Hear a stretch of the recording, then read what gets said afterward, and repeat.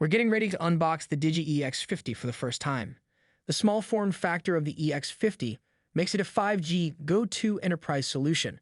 Whether you need it at the headquarters for backup connectivity, at the branch for cost-optimized primary connectivity, or at the IT-managed home office for secure all-in-one connectivity with Wi-Fi. Upon opening the box, we have our typical welcome card, which includes a QR code that takes us to the device's quick start guide. We also get a sticker with the device information that is found on the bottom label, such as the serial number, MAC address, and IMEI number. The device itself weighs about 21 ounces and is made of both die-cast aluminum and ABS plastic. Looking to the front side first, we have our two Ethernet ports, serial port, SIM and erase buttons, and the DC input. Note that the device can also be powered over Ethernet using the PoE Plus port.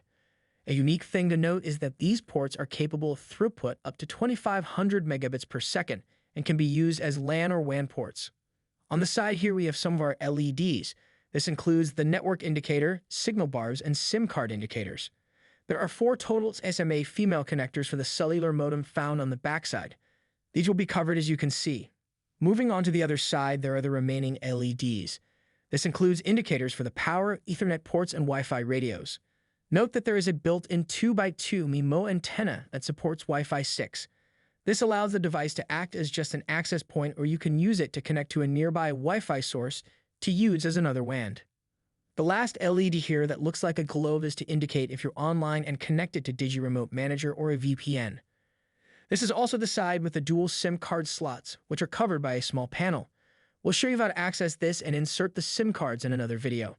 Note that you will need a mini or 2FF size SIM card for this device. On the bottom of the device, there are rubber feet if you plan on setting it on a desk or mounting holes if you need to install it on a wall.